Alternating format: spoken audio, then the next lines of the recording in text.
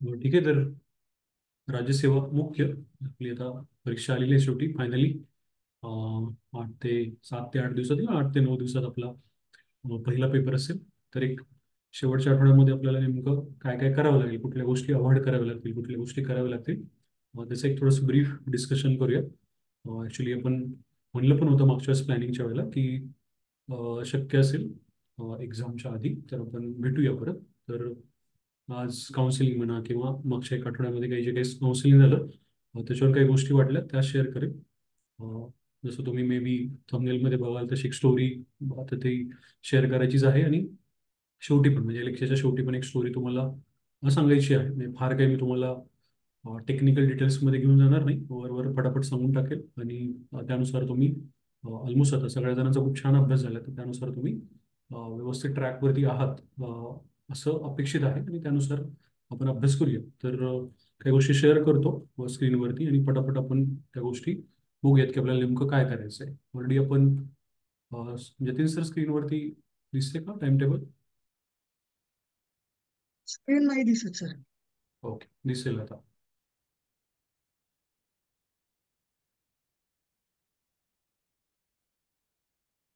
Yes, दिसते का बघा आता? हो सर दिसते. ओके. तर ऑलरेडी याच्याही आधी म्हणजे याच्या आधी आपण जेव्हा पूर्ण महिन्याचं जेव्हा प्लॅनिंग केलं होतं शेवटचं, तर त्यामध्ये पण आपण बोललो होतो की काही गोष्टी आपल्याला ठरवून करायच्या आहेत. त्याचे वेगवेगळे आपण प्लॅन बनवले होते की कितवा राऊंड, पहिला राऊंड, दुसरा राऊंड वगैरे असं सगळं आपण ठरवलं होतं. तर मग आता आपण शेवटच्या राऊंडमध्ये आलो असू आणि त्यानुसार तुमचं 1.5 दिवसाचा राऊंड वगैरे चालू असेल किंवा वेगळ्या पद्धतीने अभ्यास चालू असेल, दॅट डझंट मॅटर. म्हणजे तुम्ही आता कुठल्या वेळापत्रकानुसार अभ्यास करत आहे हे काही फार मॅटर करत नाही. जे काही तुम्ही करत असाल त्यानुसार आपण पुढे जाऊया. आपण बेसिक हे मात्र ठरवलेलं की नाही, 25 आणि 26ला मात्र आपण मराठी इंग्लिश ऑब्जेक्टिव्हला देणार आहोत. आणि त्यानुसार सगळं आपण प्लॅनिंग केलेलं होतं. कारण मला असं वाटतं की आपण आधी पण बोललो की जर राज्यसेवेच्या मेन्सचे जर 3 दिवस मॅनेज करायचे असं म्हणलं तर त्यातला पहिला दिवस मॅनेज करावा नाही लागला पाहिजे किंवा इव्हन दुसरा दिवस पण मॅनेज नाही करावा लागला पाहिजे. कारण त्या दिवसांसाठीची तयारी तुम्ही शेवटच्या आठवड्यामध्ये व्यवस्थित करून ठेवू शकता. आणि त्यामुळे मग पहिला दिवस जर खूप चांगला मॅनेज ऑलरेडी करून ठेवला असेल, जर तुम्ही हे 2 दिवस फक्त मराठी इंग्लिश ऑब्जेक्टिव्हला देताय तर त्याचा खूप जास्त बेनिफिट होतो. हे आपण आधीही बोललेलो आहोत. तर त्यामुळे आपण 25-26ला काय केलं की मराठी इंग्लिश ऑब्जेक्टिव्ह ठेवलंय. पूर्ण पूर्ण वेळ ठेवलाय. त्याच्यामध्ये पण काय की समजा तुम्हाला काय वाटलं की ठीक आहे माझं एका दिवसामध्ये इंग्लिश पण होतंय आणि अजून सोबत मी काहीतरी करू शकतो, तर ठीक आहे ते करू शकता. मग वन मधलं GS1 मधलं तुम्हाला काहीतरी करायचं ते करू शकता. पण पूर्ण मराठी किंवा पूर्ण इंग्लिश तुम्ही एका दिवसात केलं पाहिजे सहसा. मला असं वाटतं की 25 तारखेला तुम्ही पूर्णपणे इंग्लिश संपवायला हरकत नाही. कारण जर राहिलंच उरलंच तर मग ते 26ला लवकरात लवकर संपवून मग 26ला पूर्ण मराठी आपल्याला संपवता येऊ शकतो. त्या अँगलनी प्रयत्न करा. 26 तारखेला संध्याकाळी म्हणजे 27 तारखेला आपला पेपर येतं, संध्याकाळी आपण काय करायला पाहिजे? तर पटापट आपण एकतर सगळ्यात महत्त्वाची गोष्ट ती म्हणजे 27 तारखेला आपल्याला जो सब्जेक्टिव्ह पेपर द्यायचा आहे, त्याच्या काही तुम्हाला कोड्स आहेत किंवा जे काही प्रिसिजचे रूल्स आहेत किंवा जे काही तुम्ही निबंधाचं मटेरियल वगैरे तयार करून ठेवलेलं आहे ते एकदा ओझरतं पटापट बघितलं पाहिजे. मे बी दुसऱ्या दिवशी सकाळी सुद्धा म्हणजे 27च्या एक्झामच्या फर्स्ट डेच्या सकाळी सुद्धा तुम्ही याच गोष्टी रिवाईज करू शकता की तुम्ही जे काही सब्जेक्टिव्हसाठी कोर्स वगैरे काढलेत किंवा स्ट्रक्चर्स बनवून ठेवलेत वेगवेगळे एसेचे, ते तुम्ही फटाफट रिवाईज करायला पाहिजे. एक लक्षात ठेवा की तुम्ही आधी किती पण छान सगळं केलेलं असेल तयारी आणि पेपरच्या आदल्या दिवशी तुम्ही एकदा ते फक्त बघितलं नाही तर त्याच्यामुळे नुकसान होऊ शकतं. त्यामुळे असं नका करू की नाही मी पेपरच्या आदल्या दिवशी सुद्धा म्हणजे मराठी इंग्लिश सब्जेक्टिव्हच्या आदल्या दिवशी सुद्धा मी काय करत होतो, हिस्ट्री किंवा जॉग्राफी करत बसलो होतो रात्री. असं नसावं. तुमचा जो काही आदल्या दिवशीचा वेळ आहे तो कॉन्सन्ट्रेटेड वेळ काय करा, 1 तास, 1.5 तास, 2 तास जे काही तुम्हाला द्यायचे ते सब्जेक्टिव्हसाठी देऊन टाका किंवा सकाळचा पण व्यवस्थित वेळ देऊ शकता. त्या दिवशी सकाळी लवकर पेपर असतो त्यामुळे आदल्या दिवशीचा वेळ देऊन टाकला तर ते बरं राहील. पहिल्या दिवशीपासूनच इमिजिएटली प्रेशर येणं सकाळी तर या गोष्टींमध्ये आपण अडकायला नाही हवं किंवा आपण अडकायला नाही पाहिजे. दुसरी गोष्ट म्हणजे त्या दिवशीचा सब्जेक्टिव्हचा किंवा डिस्क्रिप्टिव्हचा पेपर सकाळी लवकर झाल्यानंतर जो काही मधला वेळ आहे तिथं जरा जास्त वेळ मिळतो आपल्याला. कारण ऑब्व्हियसली जो संध्याकाळचा किंवा दुपारच्या सत्रातला जो पेपर आहे तो 1च तासाचा असल्यामुळे मध्ये आपल्याला जास्त वेळ मिळतो, 3-1 तास आपल्याला वेळ सहज मिळू शकतो. तर या दरम्यान काय करा, कम्प्लीट मराठी किंवा कम्प्लीट इंग्लिश संपवण्याचा प्रयत्न करा. काही जणांचं कम्प्लीट मराठी संपतं, काही जणांचं कम्प्लीट इंग्लिश संपतं, काही जणांचं दोन्ही संपतं. तर ते तुमच्यावरती आहे, तुम्ही कुठल्या स्टेजला आहात किंवा तुमची मेथड काय आहे अभ्यासाची. त्यातल्या त्यात मला असं वाटतं की जर आपण 1 तासाचा पेपरचा विचार केला आणि आपल्याला जर 23 ते 25 मिनिटांमध्ये मराठी संपवायचे कारण इंग्लिशला आपण जास्तीचा वेळ द्यायचा ठरवलंय किंवा 2 ते 3 मिनिटं आपण इंग्लिशसाठी जास्त वेळ देऊया. तर त्यासाठी तुम्ही मराठी जर रिवाईज करू शकला तर मराठी रिवाईज करायचं म्हणजे काही एक ना एक पान रिवाईज करावं लागत नाही ऑब्व्हियसली. स्टिक नोट्स लावल्या असतील किंवा काही तुम्ही कलर कोडिंग करून ठेवलं असेल किंवा इव्हन आपण म्हणूया छोट्या छोट्या नोट्स तुम्ही काढून ठेवल्या असतील तर त्यानुसार तेवढ्याच गोष्टी बघून पटापट मराठी उरकून टाकणं हे एक गरजेचं आहे. जर झालं तर पटापट इंग्लिशचे जे काही तुम्हाला टॉपिक वाटतात महत्त्वाचे ते करून टाकणं गरजेचं आहे. मॅक्सिमम कव्हरेज या गॅपमध्ये जर तुम्ही करू शकलात तर मराठी इंग्लिश ऑब्जेक्टिव्ह पेपर हातात येऊ शकतो. आणि एक लक्षात ठेवा की हा पेपर हातात येण्यासाठी इंग्लिश मराठी ऑब्जेक्टिव्हचा तुम्ही इथं खूप व्यवस्थित हे सगळं प्लॅन करा. 25-26ला ना डेडिकेटेडली वेळ द्या, कारण इथंच जिंकणार आहे तुम्ही. जर इथं गडबडलं तर मग तुम्हाला पुढच्या पेपरवरती लोड येत जाणार आहे हळूहळू. ते आपल्याकडून नाही झालं पाहिजे. ओके. त्याच्यानंतर त्या दिवशी रात्री आल्यानंतर आपण काय करू शकतो, GS2 ऑब्व्हियसली आपण प्रायोरिटी देणार आहोत. GS1चं तुम्हाला वाटत असेल की नाही मला काही करायचं ठीक आहे, पण आता हे प्रत्येकाचं वेगवेगळं असणार आहे. पण त्यातल्या त्या GS2चं जर तुम्ही इलेक्शन पॉलिटिकल पार्टीचा विचार केला तर खूप मोठा गठ्ठा मार्कांचा असणार आहे. तर त्याच्यावरती जर फोकस केला तर ते होऊ शकतं. MLRC पटापट वरवर बघून घेतला तर त्याचे एक 5-6 मार्क इलेक्शन पॉलिटिकल पार्टीचे मिळून एक 30 मार्क, 28 मार्क असं जर मार्कांचं गठ्ठे उचलायला घेतलात ना तर जास्त फायदा होतो. कायम लक्षात ठेवा की एक्झामच्या दरम्यान या 3 दिवसांच्या दरम्यान जे आपल्याला मॅनेजमेंट करायचंय ना तिथं तुम्ही एखादा छोटा टॉपिक घेताय आणि उगीच तो करत बसताय, म्हणजे त्याचे फार मार्क नाही आहेत. ठीक आहे, आणि तो खूप डिटेलमध्ये करत बसताय किंवा बघत बसताय, याला महत्व नाही आहे. तुम्ही प्रत्येक पेपरला जाताना किंवा प्रत्येक पेपरच्या आदल्या दिवशी हा विचार करा की उद्याच्या दिवसभरामध्ये जे काही मार्क आहेत, समजा आपण 1 आणि 2चा दिवस विचार करूया, 28 मेचा विचार करूया. 150-150-300 मार्काचा पेपर आहे. ठीक आहे, 300 मार्काचे क्वेश्चन येतात. तर 300 मार्कांपैकी मी किती मॅक्सिमम कव्हरेज आज करतोय. काही लोक पूर्णच्या पूर्ण पुस्तक चाळून काढतात, काही लोक सगळं सगळं रिवाइज करतात. अशी काही लोक असतात, प्रत्येकाचं वेगवेगळं असतं. ठीक आहे, तशी मेथडनीच फक्त अभ्यास केला जातो किंवा तशा मेथडनीच फक्त मार्क येतात असं काही नाही आहे. काही लोक सिलेक्टिव्ह पण करतात. तर तुमचं बेसिक काय म्हणूया फंडा काय पाहिजे या 2 पेपरच्या दरम्यान किंवा या 3 पेपरच्या दरम्यान, 3 दिवसांच्या दरम्यान. तर तुमचं फोकस याच्यावरती पाहिजे की मी जास्तीत जास्त मार्कांचं कव्हरेज करतोय का. आता फॉर एक्झाम्पल आपण म्हणजे GS2 मध्ये तुम्हाला माहिती आहे की जर पॉलिटिकल पार्टी, इलेक्शन आणि ऍडमिनिस्ट्रेशनचा जो सुरुवातीचा पार्ट आहे याचं जर मार्कांचं वेटेज बघितलं तर ते खूप मोठं आहे. ठीक आहे ना. आणि हे जर तुम्ही ओळखू शकलात किंवा कोणाला असं वाटेल नाही सर मी 40 मार्कांसाठीचं कोर पॉलिटीचं माझ्या नोट्स आहेत ते मी करतो, कोणाला जे काय वाटेल ते. शेवटी काय ना, कोर पॉलिटी हे कॉम्प्रिहेन्शन बेस्ड असतं. त्यामुळे कॉम्प्रिहेन्शन बेस्ड गोष्टी ह्या ऑलरेडी चांगल्या केल्या असतील या आठवड्यामध्ये, आता शेवटच्या आठवड्यामध्ये, तर त्या आदल्या दिवशी वाचण्याची सहसा तशी गरज नसते. पण इलेक्शन आपण म्हणूया सुधारणा असतील, पॉलिटिकल पार्टीची इयर्स असतील, तर या गोष्टी वॉलटाईल आहेत. आणि या गोष्टी जर आपण फक्त एक वेळा चाळल्या फटाफट आदल्या दिवशी तर त्याचा खूप जास्त बेनिफिट होऊ शकतो. यानुसार पण तुमची रिव्हिजन आदल्या दिवशी काय घ्यायचं, आदल्या दिवशी काय नाही घ्यायचं हे ठरलं पाहिजे. शक्यतो आदल्या दिवशी ज्या गोष्टी व्होलाटाईल आहेत, ज्या गोष्टी विसरण्यासारख्या आहेत, फॉर एक्झाम्पल आपण म्हणूया धोरणांची वर्ष असतात, योजनांची वर्ष असतात, ती जर फटाफट बघू शकलो आपण तर त्याचा जास्त फायदा होतो. रादर दॅन तुम्ही काय म्हणूया आपण डिस्क्रिप्टिव्ह गोष्टी वाचत बसलाय की आता पॉलिटिकल सॉरी काय म्हणूया आपण ऍडमिनिस्ट्रेशन, मग पबॅडचा अर्थ काय आहे, ऍडमिनिस्ट्रेशनचा अर्थ काय आहे, त्याच्या थेरी कोणी कोणी सांगितलं हे नाही बघायचंय. जर तुम्हाला ऍडमिनिस्ट्रेशन पबॅडचा टॉपिक आदल्या दिवशी करावा लागला तर काय बघायचं असतं फक्त की पबॅडमध्ये थेरीज कुठल्या कुठल्या आहेत. ठीक आहे, आणि त्या थेरीचे थिंकर्स कोण आहेत आणि त्यांचे पुस्तक कोण आहेत एवढंच बघायचं असतं. जर तुम्ही आदल्या दिवशी हे बघत बसला पहिल्या पानावरचं की पबॅडचं महत्व का वाढलं वगैरे तर ते तुमचे स्ट्रॅटेजिकली मिस्टेक होते, लक्षात ठेवा. म्हणजे सेग्रिगेशन करता आलं पाहिजे, कुठला डेटा करतोय कुठला डेटा नाही करतोय हे कळालं पाहिजे. ते पुढे पण बोलूया आपण. पण या सगळ्या गोष्टींवरती आधारित तुमचं हे प्लॅनिंग या 3 दिवसांच्या दरम्यान असावं अशी अपेक्षा आहे. म्हणजे मार्कांना महत्व द्या की तुम्ही किती मार्कांचा गट्टा करताय. आता या दिवशी जर आपण म्हणूया की ज्या दिवशी आपण ऑब्जेक्टिव्ह देऊन येतो, कुठला लँग्वेज ऑब्जेक्टिव्ह देऊन येतो, तर GS2चं जर तुम्ही इलेक्शन पॉलिटिकल पार्टी, MLRC सारखे टॉपिक कव्हर करत असेल ना तर मॅक्सिमम कव्हरेज तुमचं होऊन जातं. किंवा आपण म्हणूया 28 तारखेला म्हणजे ज्या दिवशी GS1चा पेपर सकाळी आहे त्या दिवशी जर तुम्ही ॲग्रीचं सॉइल्स समजा रिवाइज करू शकला सकाळी सकाळी, ह्युमन जिओग्राफीचे 5 मार्कांसाठी 2 पानांच्या तुमच्या नोट्स असतील त्या जर तुम्ही फटाफट बघून घेऊ शकलात, हिस्ट्रीचे न्यूजपेपर जर रिवाइज करू शकलात तर नंबर ऑफ मार्क्स जे असतात किंवा कव्हरेज जे असतं ना ते वाढतं. आणि मला असं वाटतं की 150 मार्कांच्या पेपरमध्ये प्रत्येक पेपरचं जर 50-60 मार्कांचं मिनिमम कव्हरेज जर करून घेतलं आदल्या दिवशी तर त्याचा जास्त बेनिफिट होतो. ठीक आहे, त्याचा फायदा जास्त होतो. आणि 2 पेपरच्या दरम्यान काय करावं मग GS1 आणि GS2च्या, तर ऑब्व्हियसली कायदे करायलाच पाहिजे. आता कायदे होऊन अजून तुमच्याकडे वेळ उरतोय तर मग तर तुम्ही अजून गोष्टी ऍड नक्कीच करू शकता GS2 साठी, लक्षात ठेवा. त्यात पण मी तेव्हा पण म्हणेल की इथं सुद्धा तुम्हाला ऍडमिनिस्ट्रेशनचा पार्ट खूप मदत करू शकतो. फॉर एक्झाम्पल फायनान्शियल ऍडमिनिस्ट्रेशन हा जो पार्ट आहे GS2चा, 8-8, 9-9 प्रश्न येतात बऱ्याच वेळेला. तर मग ह्याचा अंदाज घेऊन ठेवा की कुठल्याला किती मार्क येऊ शकतात, किती मार्कांचा कोणता टॉपिक आहे, त्यानुसार ह्या सगळ्या रिव्हिजन ठेवा. ऍक्ट तर मस्ट आहेत 2 पेपरच्या दरम्यान, कारण ऍक्ट जर केले आणि एमएलआरसी आदल्या दिवशी जर एकदा फक्त रिवाइज केला असेल तर 30 मार्कांचा जो एक आपण म्हणूया कव्हरेज आहे त्या पेपरमधलं ते तुम्हाला सोपं जातं. त्या दरम्यान तुमची स्पीड वाढते, त्या दरम्यान कॉन्फिडन्स वाढतो. कोर पॉलिटी सुद्धा जर खूप चांगलं केलं असेल या आठवड्यामध्ये समजा रिवाइज केलं असेल किंवा मागच्या आठवड्यात तुम्ही म्हणजे आजच्या मागच्या आठवड्यामध्ये जर तुम्ही रिवाईज केलं असेल तर नक्कीच तुम्हाला मार्क चांगले येऊ शकतात हे कळायला पाहिजे. ओके, त्यानुसार हे प्लॅनिंग करा. पण मी पुन्हा सांगेल, कन्सेप्च्युअल पार्टवाल्या गोष्टी शेवटच्या 3 दिवसांमध्ये, शेवटच्या 3 दिवसांमध्ये म्हणण्यापेक्षा या 3 दिवसांमध्ये मेन्समध्ये फार करत बसायच्या नसतात. त्याला फार महत्त्व द्यायचं नसतं. जे उलाट आलंय ते फटाफट बघून घ्यायचं असतं. कायदे तुम्ही आधी किती चांगले केले असतील, आपण या 2 पेपरच्या दरम्यान जर तुम्ही एकदा ते फक्त फटाफट बघून नाही घेतले, तर ते तुम्हाला काय व्हायला लागतं, त्याची एक प्रकारे झटका बसायला लागतो. 2-2, 3-3 मार्क त्याचे निघून जायला लागतात. त्यामुळे या दरम्यान तुम्हाला काय करायचं हे फिक्स करायला पाहिजे. आणि पुन्हा सांगेल मी, हे कुणी नियम लावून सांगू शकत नाही की हेच करावं, पण त्यातल्या त्या गोष्टींचा नक्की बेनिफिट होतो. आता GS2 वरून आलो आपण, दुसऱ्या दिवशी GS3 आणि GS4 आहे. मला असं वाटतं की GS3 वरती फोकस जास्त असायला पाहिजे रादर दॅन GS4 वरती. कारण का GS4चा जो ट्रेडिशनली आतापर्यंत जे काही मागच्या काही वर्षांमध्ये मार्कांचा जर हे बघितला तर तो कॉस्ट बेनिफिट रेशो कमी पडतो. ठीक आहे. त्यातल्या त्यात काय आहे की GS4च्या ज्या गोष्टी कन्सेप्च्युअल आहेत त्याच्या आधारावरती तुम्हाला प्रश्न, तुम्ही इकॉनॉमिक्स हे प्रिलिम्सच्या लेवलवरती पण स्ट्रॉंग केलेलं असतं आणि कन्सेप्च्युअल इकॉनॉमिक्स तुमचं इकडे पण स्ट्रॉंग असतं.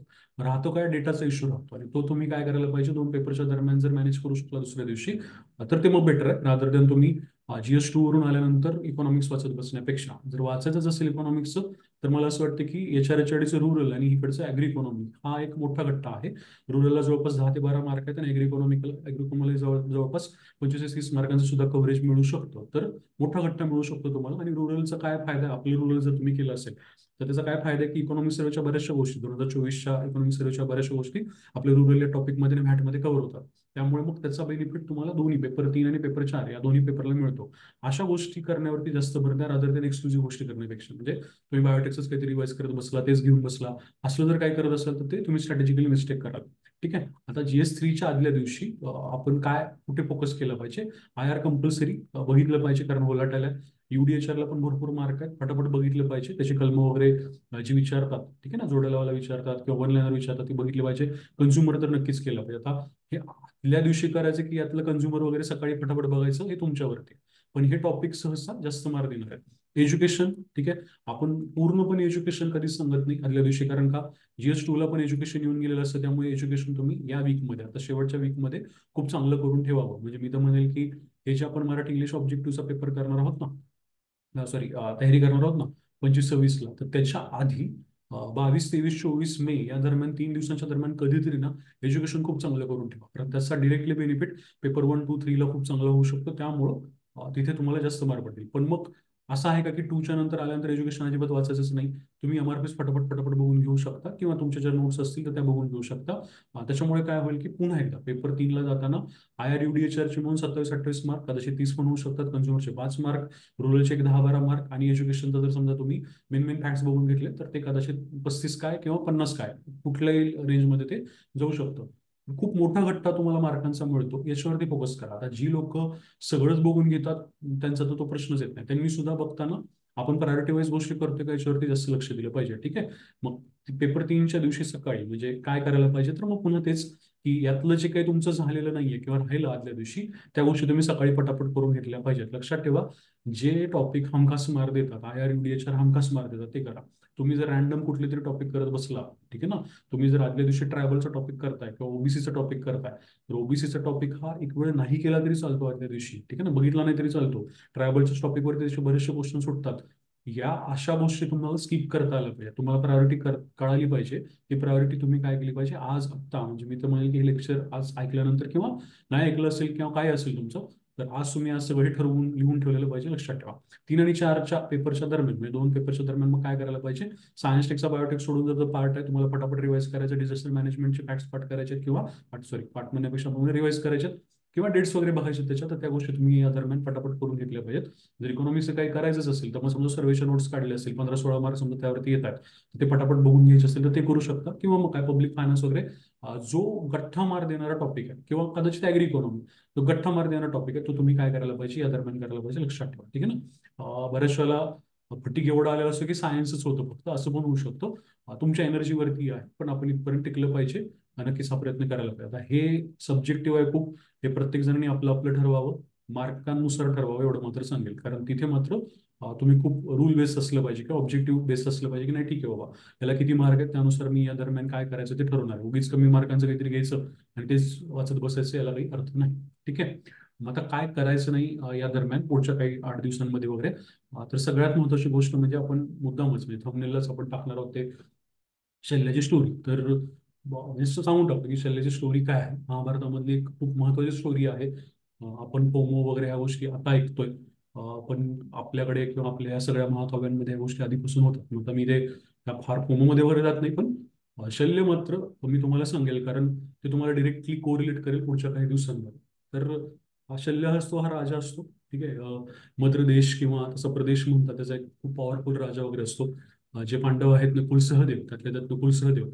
तर त्यांचा मामा या शल्याला म्हणलं जातं, की नकुल सहदेवची जी आई आहे माद्री, तर त्याचा भाऊ हा शल्य म्हणला जातो आणि प्रचंड पॉवरफुल वगैरे असतो. तर मग होतं काय की महाभारतामध्ये तुम्हाला माहिती आहे की श्रीकृष्ण पांडवांकडून किंवा अर्जुनाकडून सारथी म्हणून युद्धामध्ये उतरतात.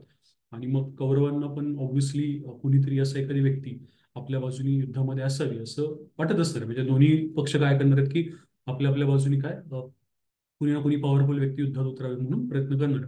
मग कौरव एका विशिष्ट पद्धतीने प्रयत्न करतात. आता ते छलकपट असतं वगैरे ती गोष्ट वेगळी.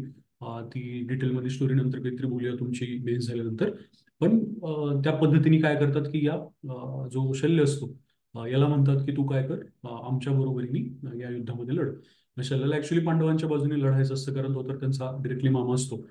तर तो म्हणतो की नाही, मला जमणार नाही. पण मग ऍक्च्युली त्या शल्याने काय केलं असतं की दुर्योधनाकडून भरपूर आदरातिथ्य वगैरे करून घेतलेलं असतं. त्यामुळे तो स्वतःला इंडेप्टेड समजतो किंवा उपकृत समजतो की बाबा नाही, तुझ्या आभारी आहे मी. आणि मग त्या खातीर त्याला दुर्योधनाच्या बाजूनी म्हणा किंवा कौरवांच्या बाजूने उतरावं लागतं. मग दुर्योधन म्हणतो की तू कर्णाचं सार तुम्ही ऍटलिस्ट कर्णाचे सारथी म्हणून तरी तुम्ही तिकडून उतरा वगैरे, असं ठरतं. मग शल्य म्हणतो ठीक आहे, पण माझी एक अट आहे की मला बोलायचं म्हणजे माझ्या बोलण्यावरती किंवा माझ्या पूर्ण स्पीचवरती मात्र तुम्ही काय गदा आणायची नाही. मी तुमच्या बाजूने उतरेल, पण माझं शरीर तिथं असेल, पण माझं मन मात्र पांडवांच्या बाजूने ऑब्व्हियसली असणार आहे. त्यामुळे जर मला असं वाटलं की मला एखादी गोष्ट बोलायची, एक्सप्रेस करायची आहे, तर त्यात मला कुणी अडवू नका. मग या गोष्टीला दुर्योधन पण तयार होतो आणि कर्ण पण तयार होतो. आणि ठीक आहे, ठरतं. आणि मग युद्ध सुरू होतं वगैरे. तर मग काय होतं की अशी एखादी व्यक्ती की जी व्यक्ती पांडवांच्या साईडने उतरण्याची त्याला इच्छा असते, ती व्यक्ती नाईलाज असतो म्हणा, कुठे कौरवांच्या बाजूने उतरते, त्यात ती कर्णाची सारथी बनते. तर ऑब्व्हियसली इथं काय होतं की युद्धाला धक्का लागणार आहे. म्हणजे एक बाजू कमकुवत पडणारच आहे. त्यातल्या त्यात कर्णाची बाजू आपण म्हणा डिरेक्टली कमकुवत पडणार आहे. कशामुळे तर शल्य जो असतो तो कर्णाचा सारथी आहे, पण सारथीचं काम असतं मार्गदर्शन करणं किंवा प्रत्येक गोष्टीमध्ये आपण म्हणूया की एक प्रकारे पॉझिटिव्हिटी तुमच्या आजूबाजूला मेंटेन करणं. पण मग शल्य काय करतो की कंटिन्युअसली कर्णाला हे सांगत असतो की तू अर्जुनापेक्षा कसा खुजा आहेस, ठीक आहे ना. आणि अर्जुन कसा पॉवरफुल आहे आणि तुला कसं काहीच कुठल्या गोष्टी जमणार नाहीयेत, आणि त्याच्यासोबत त्याच्यासमोर त्याच्या बलाढ्य शक्तीसमोर तू कुणीच नाही असं कंटिन्युअसली कर्णाला सांगत असतो. आणि त्यामुळे निगेटिव्ह ऑरा आपण म्हणूया किंवा निगेटिव्हिटी कर्णाच्या आजूबाजूला क्रिएट होतं. इव्हन जेव्हा कर्णाचं चाक फसतं तेव्हा असं म्हणलं गेलं स्टोरीजमध्ये वगैरे की शल्य म्हणतो मी नाही उतरणार, मी ते चाक फसलेलं काढणार नाही वगैरे.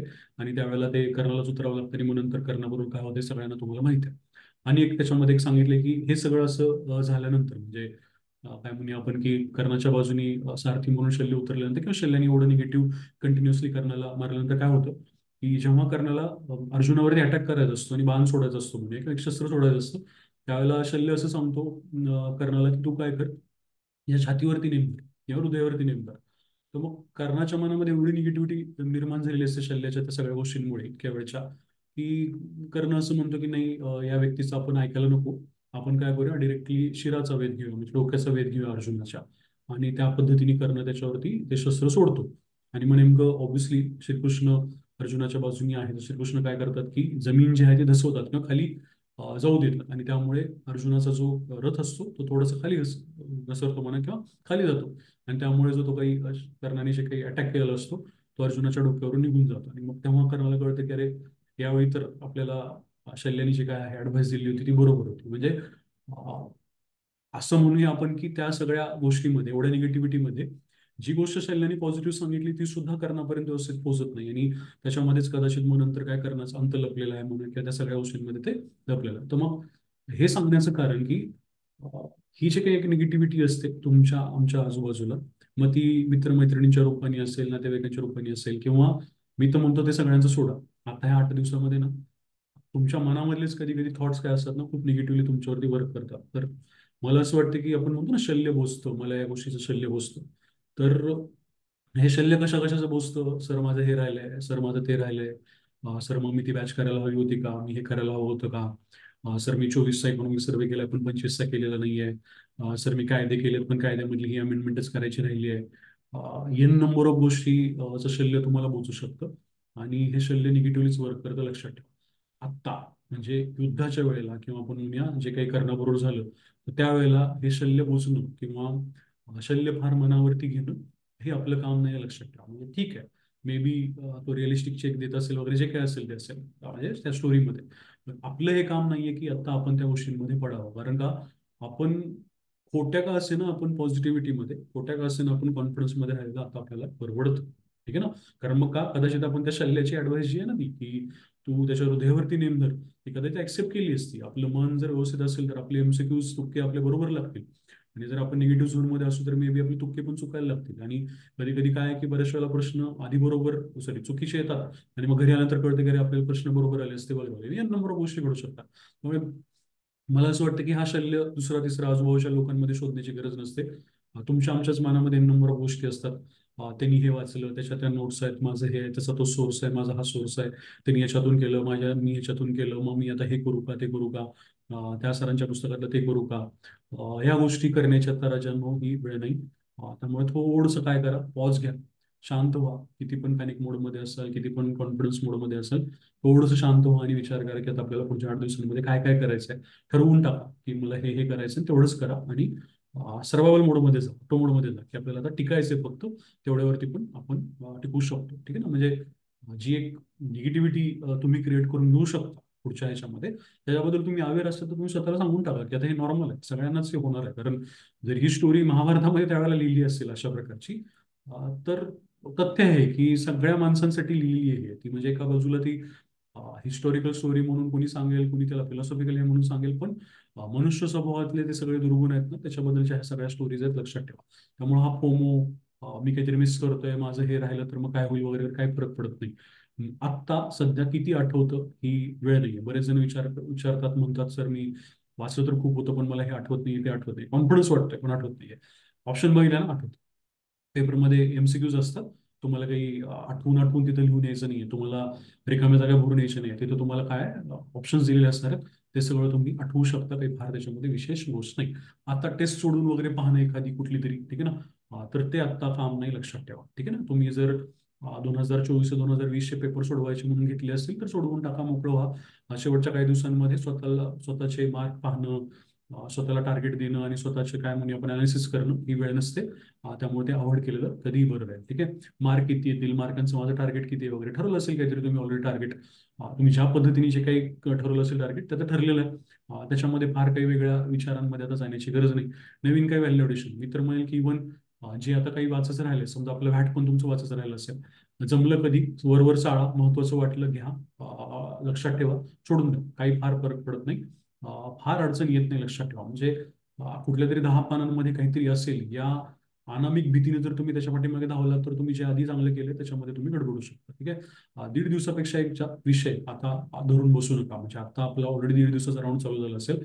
मी म्हणत नाही की तुम्ही प्रत्येकाने 1.5 दिवसाच्या राऊंडने जायला पाहिजे, पण आपण आधी म्हणलंय की आता या दरम्यान आपण पटापट पटापट जे काय आतापर्यंत आपण वाचले ते डोळ्याखालून घालणं, सगळ्या गोष्टी पाहून घेणं, याच्यावरती आपण जास्त भर दिला पाहिजे. एका पानावरती निवांत आपल्याला थांबायचं नाहीये. 1.5 दिवसापेक्षा जास्त एका विषयाला चिकटून बसायचं नाहीये. फटाफट एक विषय म्हणजे एक पेपर, जीएस 1 2 3 4, आता 1.5 दिवसाच्या याच्यानुसार आपण हिशोबाने आपण बघतोय, त्याच्यानुसार त्याचा विचार करा. मग असं नाहीये की नाही तुम्ही 1 2 3 4 सलग करावा, मध्येच तुम्ही शिक्षण करायला, मध्येच तुम्ही ऍग्री करायला चालेल, पण खूप जास्त वेळ एका विषयाला चिकटून आता बसायचं नाहीये. ठीक आहे ना. जे महत्वाचं नाहीये त्याचा आता विचार करू नका. जे वाचायचं राहिलं आहे त्याचा पण आता फार विचार करू नका. एखादं विशिष्ट 3 4 पानं कुठल्या तरी टॉपिकची राहिली असतील, सोडून द्या, काही फरक पडत नाही. काहीच फरक पडत नाही. कारण ओव्हरऑल जी परीक्षा आहे ती 800 मार्कांची आहे, त्याच्यानुसार त्याचा विचार करा. 1 2 मार्कांसाठी तुमच्या त्या इतर जे मार्क येणार आहेत तुमचे रिव्हिजन करून, ते तुम्ही घालवण्याचा अर्थ नाही. फॉर एक्झाम्पल, काही जणांचं असं की सर 24 सर्वे गेलाय, 25 राहिला आहे, मग 25 पाहून घेतो. नाही, आता ती वेळ नाही. आता पाहिला असेल तर पाहिला असेल, 24चा केला ना, ठीक आहे, डन. आता 25च्या नादी लागण्यात काही कारण नाही आता. ठीक आहे. आधी तुम्ही केलं असेल जेव्हा एक्झाम पोस्टपोन झाली वगैरे तर ठीक आहे, पण त्याच्यानंतर पण करायचं राहिलं असेल तर आता ह्याच्या नादी लागायचं नाही. आता 24 वरती स्टिक राहायचं की हा ठीक आहे, मी इथपर्यंत आहे तिथपर्यंत आहे. आता महाराष्ट्राचा कोणीतरी सर्व्हे केलाय, ठीक आहे, पण भारताचा सर्व्हे केलेला नाही किंवा भारताच्या सर्व्हेचा एखादा टॉपिक राहिला, काय फरक पडत नाही, काही फरक पडत नाही. अजिबात या गोष्टींमध्ये जायचं नाही. भरपूर एक्झाम दिल्यात आयुष्यात, मी काय तुम्ही काय, तुम्हाला सगळ्यांचा आपल्या सगळ्यांचा एक्सपिरियन्स जर गोळा केला तर तुम्हाला तर कळायला पाहिजे की भारताच्या सर्व्हेचा एक टॉपिक केला नाही किंवा कुठल्या तरी विशिष्ट गोष्ट केली नाही म्हणून माझा रँक यायचा राहिला, असं जर होणार असेल तर नाहीतर सिस्टमिक प्रॉब्लेम असेल माझ्या अभ्यासामध्ये. फक्त एक विशिष्ट 10-20 पानं 40 पानं राहिलेत म्हणून सगळं होत नसतं, ठीक आहे. फार जुन्या पीवायक्यूज मध्ये आता अडकू नका. शेवटच्या 4 वर्षातले पेपर तुम्ही पाहायचे असेल परत परत तर ते तुम्ही पाहू शकता, क्वेश्चनचा पॅटर्न वगैरे, आणि ते सुद्धा सहसा जेस 2, 3, 4 मध्ये मॅटर करतो. त्यातल्या त्यात मी तर म्हणेल की 2ला तर काही पॅटर्न असा तुम्हाला काही गावत नाही की हा विशिष्ट पॅटर्न आहे. 3ला पॅटर्न गावू शकतात, म्हणजे सापडू शकतात. 2 मध्ये शेवटी काय आहे ना, बऱ्याचशा गोष्टी तर फॅक्च्युअल याच्यावरती आधारित असतात किंवा कॉम्प्रेन्शनवरती आधारित असतात, कोर क्वालिटीचे प्रश्न. त्यामुळे पॅटर्नच चेक करायचा झालं तर पेपर 3चा पॅटर्न चेक करू शकता, मागच्या 4 वर्षातल्या वेगवेगळ्या पेपरचा. एक कुठल्या तरी पॅटर्नवरती राहू नका की नाही प्रत्येक वेळेला ऑल ऑफ द अबोव्ह येतं किंवा ऑल ऑफ द अबोव्ह येत नाही वगैरे वगैरे. जे काय असेल तुम्हाला पेपरमध्ये गेस करावं लागणार आहे की कसं हे सगळा पॅटर्न चाललाय. पेपर 4 मध्ये पण तुम्हाला माहिती आहे की खूप फॅक्च्युअल गोष्टी आल्या होत्या, ए आणि बी वाला पॅटर्न आला होता. तर त्यात सुद्धा काही फार पॅटर्न शोधावा लागणार नाहीये तुम्हाला, पण बघून घ्या की पेपर मागच्या वर्षी किंवा मागच्या 4 वर्षामध्ये नेमका कसा आलेला आहे, ठीक आहे. सगळ्यात महत्त्वाची गोष्ट म्हणजे जर थोडं डोकं लावून जर तुम्ही अभ्यास केला आता या शेवटच्या दिवसांमध्ये तर तुम्हाला कळू शकते की फार लोड घ्यायचं काही कारण नाही. फॉर एक्झाम्पल भाग 2, मग भाग 2 कोणाकोणाला असं वाटतं सर भाग 2 पूर्ण पुस्तक वगैरे, कुठलंही पुस्तक आपलं काय अजून कुठले काय फार लोड घ्यायचं नाही. निवडणूक सुधारणाचा विचार केला, पॉलिटिकल पार्टीचा विचार केला तर तिथं फॅक्च्युअल डेटा, ठीक आहे ना, तिथे फॅक्च्युअल डेटा आहे. मी तर म्हणेल की आता पॉलिटिकल पार्टीचं समजा आपण स्टेट रिकग्निशन किंवा नॅशनल रिकग्निशन म्हणजे पार्टीसाठीचं, ठीक आहे. आता फार तेच पाठ करायची गरज नसते. आता तुम्ही फक्त तो आपण जे काही 1, 2, 3, 4, 8 वाला फॉर्म्युला दिलेला आहे किंवा काय ते 2, 4, 6 वाला एक आपला फॉर्म्युला होता, तर त्याच्यानुसार जरी तुम्ही केलं तरी ते तुम्हाला येऊन जातं, उत्तर येऊन जातात, उत्तर निघून जातात, कारण का ऑप्शन असतात. त्यामुळं पाठांतर भाग 2 मध्ये कुठे आहे किंवा पाठांतर कुठे आहे तर निवडणूक सुधारणांच्या पडोगर एरियामध्ये आहे, जिथे मतदारसंघासहित आयोगाने खूप खूप गोष्टी विचारल्यात म्हणा, किंवा आपण म्हणूया पाठांतर अजून कुठे आहे तर निवडणूक सुधारणांमध्ये वेगळ्या कमिट्या दिलेल्या आहेत, त्याची वर्ष दिलेली आहेत किंवा वेगळ्या सुधारणांची वर्ष दिली आहेत, तर तिथं पाठांतर आहे. आपल्या पबॅडमध्ये काही वेगळं पाठांतर आहे का? नाही. थिंकर्स आहेत किंवा काही गोष्टी आहेत. फायनान्शियल ऍडमिनिस्ट्रेशन मध्ये वेगळं पाठांतर आहे का? फार कोचक पाठांतर तिथं नाही आहे, लक्षात घ्या. किंवा इव्हन डिस्ट्रिक्ट ऍडमिनिस्ट्रेशन मध्ये पण काही फार कोचक पाठांतर आहे का? नाही. ठराविक काही गोष्टी आहेत, पीवायक्यू मधून त्या खूप रिएन्फोर्स झाल्यात, एमआरपी मधून रिएन्फोर्स झाल्यात, पीवायक्यू म्हणजे गुगल टेस्ट मधून रिएन्फोर्स झाल्यात, त्या आता फार तुम्हाला त्रास देणार नाही. त्याच्यामुळं पहिलं तर हे लक्षात ठेवा की खूप जास्त काही डेटा पाठांतर वगैरे आता तुम्हाला करण्याची गरज नाही. आता HRHID फॉर एक्झाम्पल, प्रत्येक गोष्ट वाचायची आता गरज नसते. आता तुम्ही जेव्हा 1.5 दिवसात किंवा 1 दिवसात तुम्हाला HRD करायचं असतं किंवा फटाफट बघून घ्यायचं असतं, शिक्षण समजा मी घेतलं, तर शिक्षण घेतल्यानंतर मी आता रवींद्रनाथ टागोरांचं काही प्रत्येक शिक्षणाबद्दलचं वाक्य बघणार आहे का किंवा पाठ करण्याची गरज आहे का? मी कीवर्ड्स अंडरलाईन करून ठेवले असतील, बोल्ड केलेले आहेत ऑलरेडी, गांधीजींचं समजा विचार असतील, सगळं मला करायचं आहे का? कुठे बॉडी माइंड स्पिरिट म्हणले, कुठे बॉडी अँड सोल म्हणले, एवढं बघितलं, पुढे सरकलं, निघून गेलं. मी जर आता कन्सेप्च्युअल पार्ट बघत बसलो, ओळख बघत बसलो, तर काय पॉईंटच नाही. म्हणजे तुमच्या आधीच्या काय म्हणूया आपण वाचनामध्ये आणि आत्ताच्या वाचनामध्ये काही फरकच पडला नाहीये. जर तुम्हाला एज्युकेशन फटाफट फटाफट संपवायचं असेल तर आता काय, हा ठीक आहे, एनसीआरटीसी इयर बघितलं, एनसीआरटीसी इयर बघितल्यानंतर काय बघितलं तर ठीक आहे बाबा, त्याच्यावरचे काही महत्त्वाचे प्रोग्राम्स बघितले, ठीक आहे, त्याचं ब्रीद वगैरे बघितलं, एवढं बघून पुढे सरकायचंय. मधल्या गोष्टी ज्या आहेत ना त्या पॉपअप होत असतात. त्या प्रत्येक गोष्टी, आता तुम्ही HRHIDच्या मिनिस्ट्रीचे कार्य बघत बसणार का, आता पाठ करणार का किंवा वाचत बसणार का? नाही वाचली पाहिजे, एकदा फक्त नजर फिरवली पाहिजे, सोडून दिलं पाहिजे. पॉज केला नाही पाहिजे या गोष्टीवरती. पॉज कुठे करायला लागेल? विशिष्ट फॅक्ट आहे, एखादी योजना आहे, त्याची मला वर्ष माझं विसरून जाऊ शकतं असं वाटतंय, तिथे थांबा, ठीक आहे, तिथे थांबा, पुढे सर. अजिबात तुम्हाला एखाद्या टॉपिक वरती खूप वेळ ती रेंगाळत बसायचं नाही. आणि यासाठी काय आहे ना, स्कॅनिंग थ्रू करण्याचं पद्धत पाहिजे अभ्यास करण्याची किंवा रिव्हिजन करण्याची. तुम्हाला मी पुन्हा सांगेल की शिक्षण वाचत असताना किंवा कुठलाही टॉपिक आपण म्हणूया HRHID मधला वाचत असताना आपल्याला खूप महत्वाच्या डेटांवरतीच आता डोळे फिरवायचे आहेत. अजिबात आपल्याला इतर डेटामध्ये जायचं नाही. IR करतोय मी समजा, तर IR मध्ये मला काय करायचं, पहिली माझी रिक्वायरमेंट काय असणार आहे, काय म्हणूया आपण इन्स्टिट्यूशन्स आहेत, त्याची इयर्स आहेत, ठीक आहे, त्याचे मेंबर्स आहेत, या गोष्टीवरून मला फटाफट नजर फिरवायची आहे. हा, मग कुठं स्ट्रक्चर रचना कोणाची विचारतात, ठीक आहे, ILO ची रचना विचारू शकतो, ते मी थांबणार आहे. बाकी सगळ्या ऑर्गनायझेशनच्या सगळ्या बाबींवरती मला आता थांबायची गरज आहे का? नाही.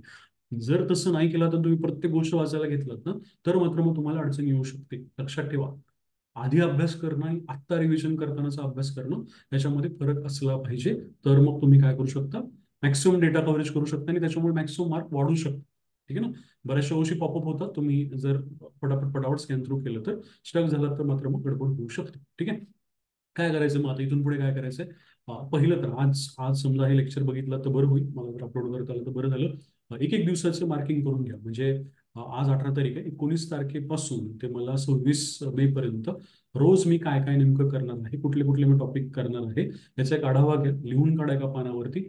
आणि त्याच गोष्टीला काय म्हणून आपण चिकटून राहू. मध्ये काही जरी आलं कुठल्याही कशावरती चॅनलवरती आपले इव्हन काही पडलं तर फार चलबिचल होऊन जायचं नाहीये. आपल्याला काही गोष्टी ठरलेल्या आहेत, त्यानुसारच जायचं. हे तुम्हाला आता काय करायचं, मार्किंग करून घ्यायचे की आजच्या तारखेपासून किंवा उद्याच्या तारखेपासून 26 मे पर्यंतची पुढची तर मार्किंग तुम्हाला ऑलरेडी ठरवायला मी सांगितलेलीच, ठीक आहे ना. 3 दिवस पेपरच्या मध्ये काय वाचायचं ते पण मार्क करून घ्या. कारण नंतर ऐन वेळेला ह्या सगळ्या गोष्टी आपण ठरवू नाही शकत, रॅन्डम करू नका. ठीक आहे. पीवायक्यूज आणि गुगल टेस्ट, म्हणजे पीवायक्यूच्या ज्या गुगल टेस्ट आपण शेअर केल्यात ना, त्या मात्र वापरा भरपूर. म्हणजे मी तर असं म्हणेल की जेव्हा जेव्हा कालच आपले एक विद्यार्थी आहेत जे त्यांच्याशी डिस्कशन करत होतो, तर त्यांनी पण सहज सांगितले की सर संध्याकाळी जे कंटाळा आला की रील्स पाहायचो, इकडे तिकडे वाचत बसायचो काहीतरी किंवा बघत बसायचो, त्यापेक्षा मग काय करतो, गुगल टेस्ट सोडवतो. पीवायक्यू आहे, पीवायक्यू मधलाच डेटा आहे, तोच नजरेखालून जाणार आहे. तर ते पटापट पटापट बघून घ्यायला हरकत नाही. MRP शेवटी शेवटी खूप हे ठरू शकतात, मदतगार ठरू शकतात. काही नाही झालं तर हे करून जायचं, लक्षात ठेवा. म्हणजे तुम्हाला जर एखादा टॉपिक उरकला नाही तर त्या टॉपिकचे MRP किंवा पीवायक्यू गुगल टेस्ट करून गेला तरी बरं होऊ शकतं. नोट्स ज्या असतील, पाठांतराचे जे काही चिट्स वगैरे बनवले असतील, त्या पटापट बघायच्या आहेत. जास्त डिटेलमध्ये, ठीक आहे ना, कन्सेप्च्युअल डिटेल किंवा खूप जास्त काही गोष्टी आता बघण्याची ही वेळ नाही. ठीक आहे.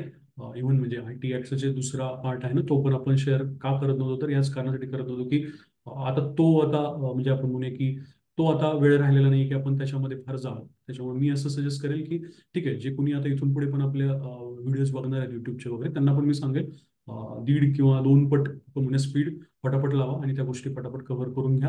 आणि महत्त्वाच्या महत्त्वाच्या गोष्टींवरती थांबा, बाकी गोष्टी पळवून टाका. सगळ्या गोष्टी किंवा सगळा व्हिडिओ बघण्याची काही गरज नसते आणि बघू पण नका, ठीक आहे ना.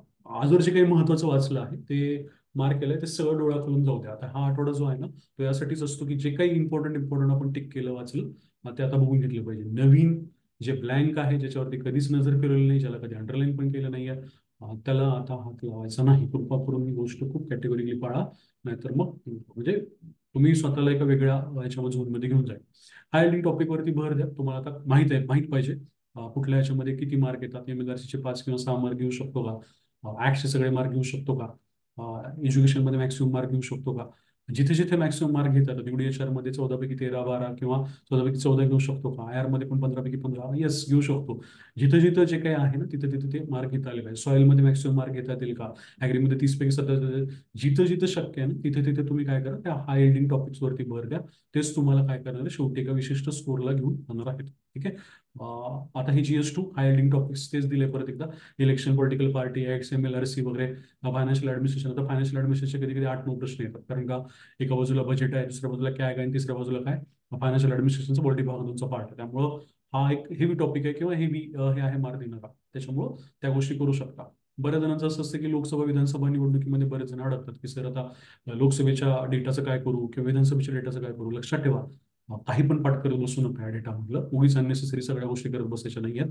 जर आतापर्यंत केलं नसेल तर, आणि तुम्हाला भीती वाटत असेल की मी आता काय करू किंवा काय रिवाइज करू, प्रश्न काय आलेले आहेत, तर पॉलिटिकल पार्टीच्या जागा, ठीक आहे, समजा शिवसेनेच्या जागा असतील आतापर्यंतच्या, त्या जोड्या लावायला आल्यात किंवा वर्षानुसार जोड्या लावायला आल्यात, किंवा एखाद्या पॉलिटिकल पार्टीचे आपण म्हणूया पर्सेंटेज विचारले किंवा जागा विचारल्या त्या त्या वर्षीच्या किंवा मागच्या काही वर्षांमधले, किंवा पर्टिक्युलर लोकसभेमधल्या निकालामध्ये एखाद्या पॉलिटिकल पार्टीनी किती जागा जिंकल्या, ठीक आहे.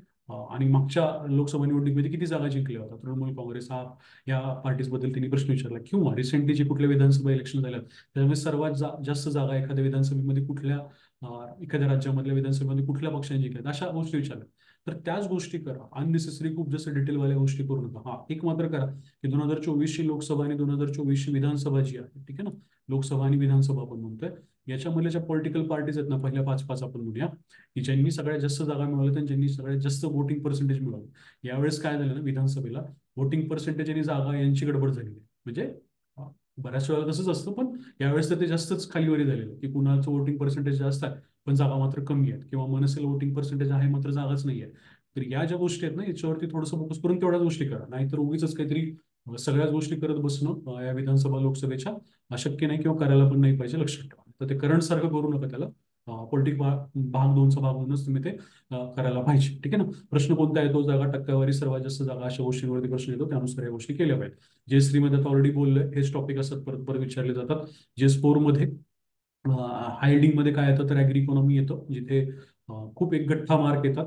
कन्सेप्च्युअल कोर इकॉनॉमिक्स येतं आपलं, जे आपण प्रिलिमसाठी पण करतो आणि नंतर पण करत असतो. त्यावरती भरपूर गोष्टी येतात. सायन्स जे आहे, जे तुम्हाला आवड वाटतं ते सोडून पटापट करून घेत चला. आणि टॉपिकनुसार गुगल टेस्ट आपण ऑलरेडी शेअर केला. इथं त्या गुगल टेस्टचा तुम्हाला फायदा होऊ शकतो. जर ऑलरेडी सोडवले असतील तर तुम्हाला त्याच्या तुम्ही सेव्ह करून घेतलं असेल, नसेल सेव्ह केला तर तुम्हाला मेल पण आला असेल तुमच्या तुमच्या टेस्ट सोडवलेल्या. तर तुम्ही चेक करू शकता की कुठले प्रश्न चुकले होते, ते पटापट रिवाइज करून घेतले तरी हरकत नाही.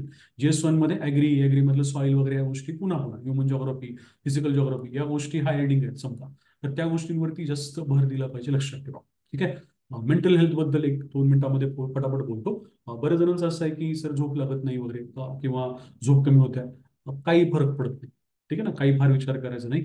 ॲज लॉंग ॲज तुम्हाला फार काही फिजिकली त्रास होत नाहीये, ठीक आहे ना, शारीरिक काही त्रास होत नाहीये, तोपर्यंत झोप लागत नाही किंवा जास्त झोप लागते, बोर होतं नाही, बोर होतं, जे काय असेल ना तुमचं, या गोष्टीबद्दल काहीही विचार करत बसू नका. तुम्हाला जर असं वाटतंय सर माझं जागरण खूप अचानक व्हायला लागलंय, मला झोपच येत नाहीये वगैरे वगैरे, परीक्षेमध्ये पण झोप बऱ्याचशा वेळेला बऱ्याच जणांना येत नाही कुठल्या त्या 3 दिवसांमध्ये. तर मग तुम्हाला आत्ता झोप येत नाहीये आणि तेव्हा पण समजा जर तुम्हाला झोप नाही आली तर काही फरक पडणार नाहीये. उलट तुमच्या आत्तापासूनची ती सवय त्या 3 दिवसांमध्ये कंटिन्यू होईल. काही वेगळा विचार करू नका. मी स्पष्ट सांगेल की अनालिसिस करण्याची ही वेळ नाही की सर मला झोप काय येत नाही, आधी तर खूप चांगलं रुटीन होतं, आता असं झालं, आता तसं झालं. सकाळी सर मी कधी 6:30ला लायब्ररीला जायचो, आता मला 8:30 वाजतात वगैरे. जे काही तुमच्यावर व्हायला लागले ते सगळ्यांवर होऊ शकतं. तुम्हाला जे जमतं ते करा. तुम्हाला आज 8:30 वाजता लायब्ररीला जावं वाटलं, 8:30ला जा. तुम्हाला उद्या सकाळी 6:30ला जाग आली आणि तुम्ही 7 वाजता लायब्ररीत पोहोचला, 7 वाजता लायब्ररीत जा. जो काही वेळ तुम्हाला आता इथून पुढे मिळतो त्या वेळेस युटिलायझेशन करा. ज्या काही वेळेमध्ये तुमचा अभ्यास होत नाही त्या वेळेमध्ये रिलॅक्स करा. फार स्वतःचं अनालिसिस करायला जाऊ नका की हे माझ्यावर असंच होतं का, प्रत्येक एक्झाम मध्ये असंच असतं का, वगैरे वगैरे, मागच्या एक्झाम मध्ये असं झालं होतं वगैरे वगैरे. सगळ्यात महत्त्वाची गोष्ट जी मी अनुभवलेल्या एक्झाम्स मध्ये, या शेवटच्या दिवसांमध्ये जर तुम्ही तुमचं 80% जरी दिलं ना तर ते 100%पेक्षा जास्त असतं. कारण तुम्ही आता एका वेगळ्या विशिष्ट आउटपुटच्या लेवलला आलेलं असतं आणि तुमचं आउटपुट खूप निघायला लागलेलं असतं. भरपूर वेळा परत परत त्याच गोष्टी वाचलेल्या असतात. त्यामुळं खूप कमी वेळामध्ये जास्त गोष्टी होणं कधी कधी, किंवा फार जोर न लावता फक्त समोर पान ठेवलं आणि बघितलं तरी पण गोष्टी होऊन जाणं, अशा गोष्टी घडतात. काही जणांना असं होऊ शकतं की सर एक टॉपिक घेतला आणि त्यालाच खूप वेळ लागला, मग दिवसभर पॅनिक मोडमध्ये गेलं. काही फरक पडत नाही. ठीक आहे ना.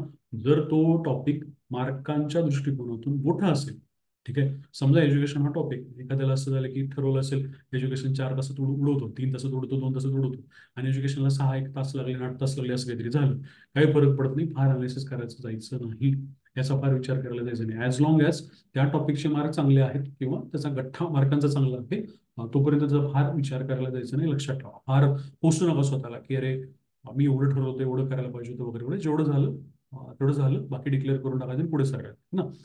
एक्स्ट्रीम काही करायला जाऊ नका, स्वतःला काही फार वेगळं सांगायला जाऊ नका की आता या 7 दिवसांमध्ये मी ओढतो, रात्रीची लायब्ररीमध्ये वगैरे मी काहीतरी कहर माजवतो वगैरे. काही वेगळं करायला जायचं नाहीये. जे काही तुम्हाला वाटलं सर मला झोपच लागत नाही, वाचत बसतो, वाचा. तुम्हाला वाटलं झोप लागत नाही, युट्यूब बघत बसलो, बघा, काय हरकत नाही. त्याचं स्वतःला नंतर हे करू नका, दोष देत बसू नका, गिल्ट ट्रिपमध्ये अडकू नका. जे काही तुमच्यावर होतं ते होऊ द्या आता. त्या प्रत्येक गोष्टीला अडवण्याचा, त्या प्रत्येक गोष्टीला रोखण्याचा फार वेगळा प्रयत्न करायला नाही पाहिजे. जेवढा अभ्यास होतो तो सफिशियंट असू शकतो जर तुम्ही आतापर्यंत व्यवस्थित ट्रॅकवरती होता तर. एवढंच फक्त लक्षात ठेवा आणि स्वतःच्या मनाची भरपूर काळजी घ्या. ठीक आहे. म्हणजे जसं शल्ल्याची स्टोरी सांगितली ना तशीच एक द लास्ट स्लीप म्हणून एक स्टोरी आहे. ती स्टोरी मला तुम्हाला एक पॉझिटिव्ह स्टोरी आहे ती, शल्ल्याची निगेटिव्ह स्टोरी होती.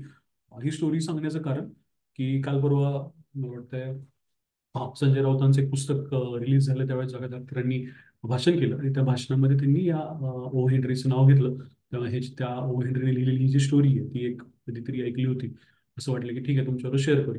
त्याचं सिग्निफिकन्स सांगतो या स्टोरीचं, की एक स्टोरी काय सांगतो की एक पाश्चात्य देशांमधलं एक आपण म्हणून एक गाव असतं कलेसाठी प्रसिद्ध वगैरे. पण तिथली कला मरत चाललेली असते का, मरत चाललेली असते कारण का तिथले कलाकार फार गरीब होत चाललेले असतात, त्यांना कोणी पैसे देत नसतं आणि शेवटी कलेला व्हॅल्यू काय म्हणूया प्रकारे त्याची कमी होत चाललेली असते. त्या एका गावामध्ये 3 लोक आहेत त्या स्टोरीमध्ये.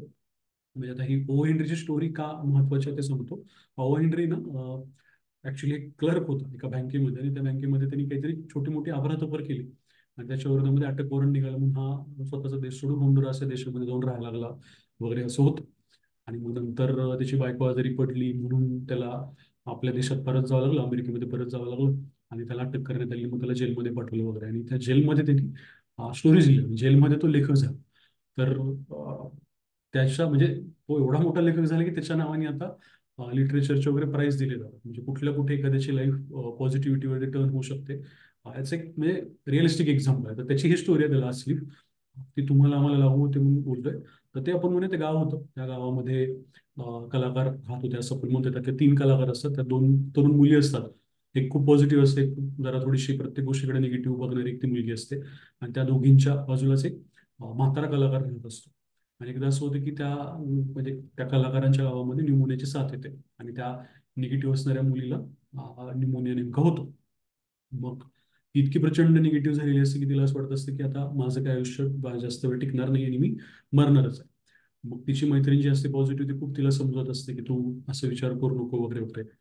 ते म्हातारे काका जे असतात, बाबा जे असतात, ते पण खूप तिला समजवत असतात की आपण तर कलाकार लोक आहोत आणि कला तर एखाद्या माणसाला आयुष्य घडवू शकते, कला एखाद्या माणसाला जगवू शकते वगैरे वगैरे. आणि तू स्वतःची कला सोडून असं रडगाणं गातेस, निगेटिव्ह होतेस या गोष्टीमध्ये तू नाही जायला पाहिजे. मग डॉक्टर येतात, तिला बघतात. मग डॉक्टर पण तिच्या मैत्रिणीला सांगतात, त्या आजारी मुलीच्या मैत्रिणीला, की तुझी मैत्रीण काय आहे की बाबा आजारी आहे. मी तर तिला मेडिसिन दिल्यात, अँटीबायोटिक्स दिल्यात. पण मला असं वाटतं की ती निगेटिव्ह खूप जास्त झालेली आहे. आणि ती जर निगेटिव्ह राहिली अशीच आणि ती जर गोळ्या जर व्यवस्थित व्यवस्थित घेतल्या नाही, तर मात्र मग ती प्राणाला मुकू शकते, तिची डेथ होऊ शकते. आपण जर तिला पॉझिटिव्ह ठेवलं तर मात्र ती सर्वाईव्ह होईल आणि टिकेल. मग तिची मैत्रीण खूप प्रयत्न करते, आजारी मुलीची, ही दुसरी जी मैत्रीण आहे ती, की तिला कायम पॉझिटिव्ह ठेवण्याचा वगैरे. पण ती काय ऐकतच नसते, प्रत्येक गोष्टीमध्ये निगेटिव्हच असते की असंच होईल तसंच होईल वगैरे वगैरे. आणि तिला तिच्या बेडवरून खिडकीमध्ये एक झाड दिसत असतं. आणि त्या झाडाच्या एका फांदीला 10 एक पानं असतात. मग ती असं म्हणत असते की ही 10 पानं ज्या दिवशी गळून पडतील, सगळीच्या सगळी 10 पानं, त्या दिवशी मी पण मरून जाईल, असं ती म्हणत असते. एवढी निगेटिव्ह झालेली असते. मग कधी 2 पानं पडतात, कधी 1 पान पडतं वगैरे वगैरे असं होत जातं. आणि शेवटचं 1 पान राहिलेलं असतं फक्त त्या झाडावरती किंवा त्या फांद्यावरती. त्यालाच आपण द लास्ट लीफ असं त्या स्टोरीचं टायटल दिलेलं आहे. तर तिला असं वाटतं की झालं आता एकच पान राहिलंय आणि एक पान गळाल्यावरती मी पण मरणार आहे. आणि या निगेटिव्हिटीमध्ये तिने स्वतःच्या गोळ्या वगैरे बंद केल्या असं, तिची तब्येत खचत चाललेली असते वगैरे वगैरे, सगळं होऊन जातं. आणि ऑलमोस्ट ती पण मरणार आहे असंच आता कंडिशनला ती आलेली असते, कारण तिच्या निगेटिव्हिटी तिला घेरलेलं असतं. मग असं झाल्यानंतर एके दिवशी प्रचंड वादळ येते एका रात्री. आणि त्या वादळाच्या आपण म्हणूया की याच्यामध्ये तडाख्यामध्ये सगळं तहस होतं त्या गावातलं बाकीचं. आणि मग आता ह्या आजारी मुलीला वाटतं की एवढं मोठं वादळ येऊन गेलं रात्री, तर ऑब्व्हियसली सकाळी सकाळी ते शेवटचं पान पण गळून पडलेलं असेल आणि तिथंच माझी पण आता जीवनयात्रा संपेल. असं म्हणल्यानंतर सकाळी जेव्हा तिची जी पॉझिटिव्ह मैत्रीण आहे ती जेव्हा खिडकी उघडते, तेव्हा त्या सगळ्या वादळानंतर पण तिला एक पान जे आहे त्या झाडाच्या फांदीवरती ते तसंच दिसतं, सरवाळ झालेलं दिसतं. मग तिला असं वाटतं की अरे एवढ्या सगळ्या काय म्हणूया आपण की वादळानंतर आणि एवढ्या सगळ्या उद्ध्वस्त करणाऱ्या याच्यानंतर, जर म्हणजे कंडिशन नंतर जर हे झाडावरचं पान टिकलं, म्हणजे एवढं बारीकचं पान हे जर झाडावर टिकत असेल एवढ्या वादळामध्ये, तर माझं काय एवढं अशी अडचण आहे ना. आणि मग ती स्वतःला खूप जास्त पॉझिटिव्हली हे करते आणि विचार करते की नाही, खरंच माझी मैत्रीण जे म्हणते पॉझिटिव्ह मी राहिलं पाहिजे. तर ते बरोबर आहे. आणि मग ती काय करते की स्वतःच्या मैत्रिणीला म्हणते की नाही मला कॅनव्हास आणून दे, मी पण जरा थोडंसं परत माझं पेंटिंग वगैरे या गोष्टींमध्ये मी इंटरेस्ट घ्यायला लागते. आणि मग ती हळूहळू हळूहळू खूप चांगली होते आणि व्यवस्थित होते. मग हे सगळं झाल्यानंतर ती बरी झाल्यानंतर तिला अचानक लक्षात येते की अरे आपल्या शेजारचे जे म्हातारे बाबा आहेत किंवा काका आहेत, ते बरेच दिवस झाले भेटायला आले नाहीत आपल्याला. ठीक आहे, ते पण कलाकारच होते, ते मध्ये मध्ये येत होते भेटायला, आपल्याला पॉझिटिव्ह करण्याचा प्रयत्न होते, तर भेटायला नाही आले. तर मग तेव्हा ही जी मैत्रीण आहे, दुसरी पॉझिटिव्ह मैत्रीण आहे, ती त्या मैत्रिणीला सांगते की अरे त्यांची तर डेथ झाली त्या वादळाच्या दुसऱ्या दिवशी. ऍक्च्युली त्या वादळाच्या दिवशी किंवा रात्री ते बाहेर पडले घरातून, आपल्या घरातून बाहेर पडले. आणि घरातून बाहेर पडून ते इकडच्या बाजूने म्हणजे दुसऱ्या बाजूने भिंतीकडून च्या बाजूने त्यांनी काय केलं की तुझ्यासाठी एक पेंटिंग क्रिएट करून ठेवलं. आणि त्या पेंटिंगमध्ये त्यांनी ते शेवटचं एक पान काढून ठेवलेलं होतं. झाडावरचं पान त्या दिवशीच गळून गेलं होतं, पण त्यांनी पेंटिंगमध्ये मात्र ते पान जे आहे आता ते काढून ठेवलं होतं. आणि त्यांनी एवढं हुबेहूब काढलं होतं की तुला ओळखू पण आलं नाही की ते पान काय म्हणूया आपण की झाडाचं आहे. ते तुला ओळखू पण नाही आलं. आणि तू त्या खोट्या पानाला खरं पान समजलीस आणि त्यातून तू पॉझिटिव्ह झालीस आणि तू मात्र वाचलीस आणि ते बाबा मात्र गेले किंवा त्यांची हे झाली.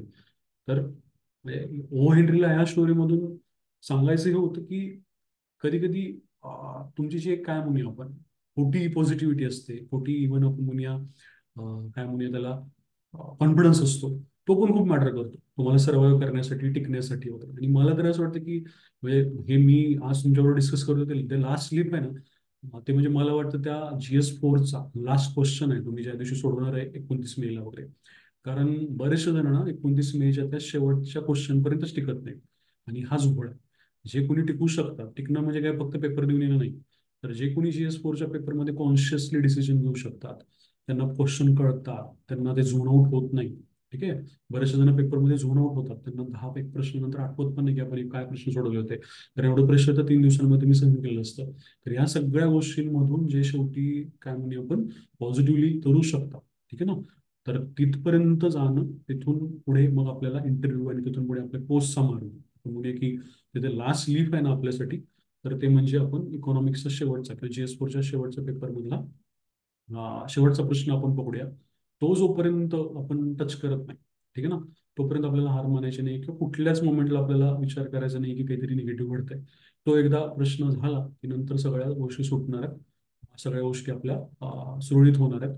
तिथून पुढचं मग जसं ही मुलगी जी आहे जी निगेटिव्हिटीमध्ये अडकली होती ती पॉझिटिव्ह झाली, तशी आपली पण गाडी नंतर खूप चांगली रुळावर येणार आहे. मग आपण इंटरव्ह्यूची तयारी पण खूप भारी करू, पुढच्या पोस्टसाठीची पण तयारी खूप भारी करू. हे स्वतःला जरा थोडंसं समजवा की कधी कधी तुम्ही तुमच्या पर्स्पेक्टिव्हनी फक्त पॉझिटिव्ह गोष्टी बघितल्यामुळे सुद्धा खूप काही गोष्टी चांगल्या घडू शकतात हे कळायला पाहिजे. नाही तर मग काय म्हणजे काय म्हणतात चांगला म्हणजे ती त्या मुलीचं आपण म्हणूया सगळं चांगलं चालू होतं, पण ती फक्त गोळ्या सोडून देणं, निगेटिव्हच्या स्पायरलमध्ये अडकणं, ह्या गोष्टींमुळे ती स्वतःला गडबडत होती. तर माझं हेच सांगणं की आपल्यासाठी द लास्ट स्लीप काय असणार आहे, the last question of GS4 paper, आणि तो आपल्याला झाल्याशिवाय आपल्याला हार मानायची नाहीये किंवा थांबायचं नाहीये, पहिली गोष्ट. दुसरी महत्वाची गोष्ट म्हणजे कुठल्याही स्पायरलमध्ये अडकायचं नाहीये. निगेटिव्ह थॉट आले तर बुडून द्या. कॉमन आहे खूप सगळ्यांबरोबर, म्हणजे सगळ्या स्टोरीज काय, आपल्या आजूबाजूचं जग काय, हे सगळ्यांना सांगतं की बाबा त्या स्पायरलमध्ये अडकलं तर आपण स्वतःचं नुकसान करून घेतो. ठीक आहे. तर मला असं वाटतं की इतकं सफिशियंट आहे तुम्हाला ह्या सगळ्या गोष्टींबद्दल सांगणं. थोडंसं या 8 दिवसांमध्ये स्वतःच्या मनाची काळजी घेऊयात, लाड करूया स्वतःचे भरपूर, की ठीक आहे बाबा तू नीट राहा शेवटच्या पेपरपर्यंत, सगळं नीट होऊ शकतं, सर्वाइव्ह होऊ शकतं, काही फार मोठी त्याच्यामध्ये अडचण मला तरी वाटत नाही. आणि आलं जरी काही मनामध्ये तरी खूप कॉमन आहे. तुमच्या एकट्याबरोबर नाहीये, सगळ्यांबरोबर. म्हणजे त्या गावातली जी आपण म्हणतोय निमोनियाची साथ, ती तर बऱ्याच जणांना अफेक्ट झालेली होती. हिने स्वतःवर तो परिणाम करून घेतला या स्टोरीमधल्या त्या मुलीने, म्हणून ते तसं झालेलं होतं. तिला एक पॉझिटिव्हिटी सापडली, कसली का असेल ना मग ती सुडो असेल, म्हणजे खरी असेल, खोटी असेल, काय असेल ते असेल, तुमच्या स्ट्रेंथवरती खेळा, तुमच्या तुमच्या काय म्हणूया आपण पॉझिटिव्ह आस्पेक्टवरती खेळा. खूप चांगल्या गोष्टी घडू शकतात. ठीक आहे. तर तुम्हाला इथून पुढच्या तयारीसाठी, पुढच्या 8-9 दिवसांच्या, 3 दिवसांच्या त्या मॅनेजमेंटसाठी आणि ओव्हरऑलच पुढच्या यासाठी तुम्हाला बेस्ट लक. खूप भारी तयारी करायची आहे नंतर, पुढच्या मेन्सच्या नंतरची जी इंटरव्ह्यूची वगैरे आहे किंवा इतर कुठली पण तयारी असेल. तर त्यासाठी म्हणजे मी तर माझं एक सिम्पल, पण आधी पण सांगितलं बॅचेसमध्ये की मी एक्झामचा जेव्हा विचार करतो तेव्हा आपल्याला म्हणजे मला असं वाटतं की एक विद्यार्थी म्हणून तुमचं माझं एकच टार्गेट असलं पाहिजे की 29ला पेपर आहे ना, तर शेवटचा पेपर आहे ना, तर 29च्या रात्री भारी वाटलं पाहिजे. म्हणजे असं वाटलं पाहिजे की म्हणजे पावलं सगळं असंच वाटलं पाहिजे. त्या दिवसासाठी अभ्यास करा. 29ला भारी वाटलं पाहिजे, 30ला सकाळी निवांत झोपता आलं पाहिजे, इतकं भारी वाटलं पाहिजे. त्यासाठी अभ्यास करा. बाकी सगळ्या गोष्टी घेऊन येत. 30ला खूप छान वाटावं, 29च्या रात्री खूप छान वाटावं, मस्त आपल्या आवडीचं सगळं खाता यावं, फिरता यावं, 30 पासून रिलॅक्स होता यावं, यासाठी आता काय करूया, स्टेबल राहूया. तेवढ्यावरती आपण सगळ्या गोष्टी नीट करू शकतो. ठीक आहे. इथं आपण थांबूया. तुम्हाला सगळ्यांना एक्झामसाठी बेस्ट लक. ठीक आहे. तुम्ही हा व्हिडिओ बघाल, शक्य झालं तर व्हिडिओ युट्यूबला शेअर करूया अशी अपेक्षा आहे. थँक्यू. ठीक आहे, मी इथं थांबतो.